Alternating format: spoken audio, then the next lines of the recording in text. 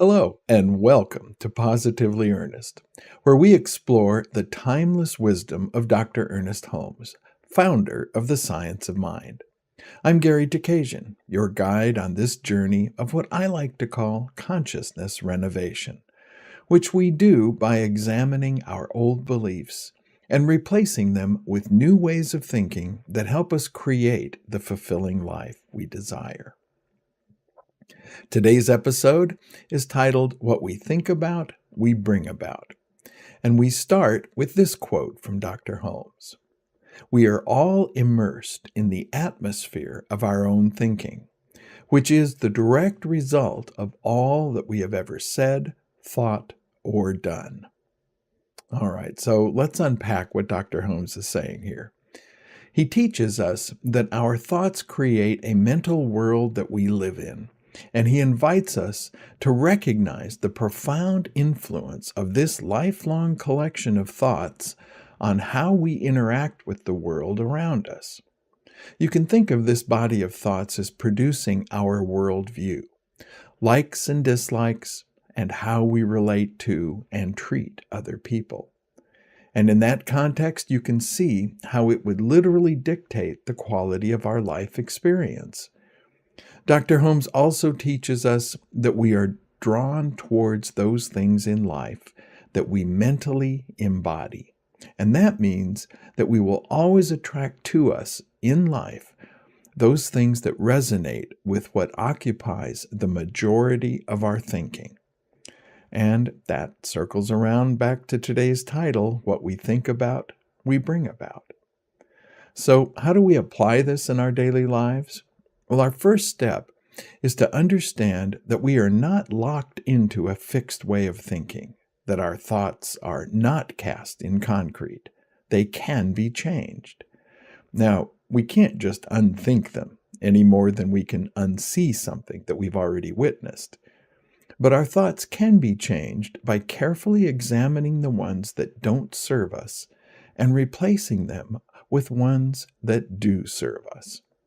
In fact, our quintessential Science of Mind motto, change your thinking, change your life, grew out of this very idea. It is essentially a process of self-reflection that can be one of the most powerful practices that we can employ to improve the quality of our life.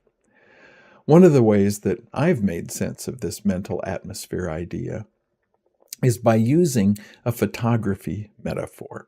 I look at my mental atmosphere as acting like a filter on the lens through which I view the world. Unlike a camera, though, I can't completely remove the filter because the filter is there all the time. But I know that I can change the quality of the images I see by examining the filter's components, which are namely the thoughts it contains, and then making the necessary changes. So once we grasp this idea that the sum total of our thoughts make up this filter, and that it lets in only what matches our existing values, we can then begin to see that old thoughts and beliefs may be filtering out things that could be of real value to us. And the same filter may be letting in things that no longer serve us. So I find that when I reframe abstract concepts by using metaphors like mental atmosphere and thought filters, I can more easily understand and come up with solutions that make a positive difference in how I interact with life. I'd love to hear your feedback on this. Does this idea of having a thought atmosphere resonate with you? Can you relate to it as a way to help you gain insight in your daily life? Feel free to share your experiences with us below. Your insights might inspire someone else on their journey of self-discovery. So as we wrap up this episode, let's remember that our collective thoughts make up a mental atmosphere that acts as a filter on everything that we think, say, or do in our daily lives. And we, as individuals, have the power to shape our thinking to create the best lives possible. thanks for joining us for this episode of Positively Ernest from Vida Spiritual Learning Center. If you found this meaningful, we'd love to hear from you. Please leave a comment, question, or suggestion below. For more information, you can visit our website at vidaslc.org,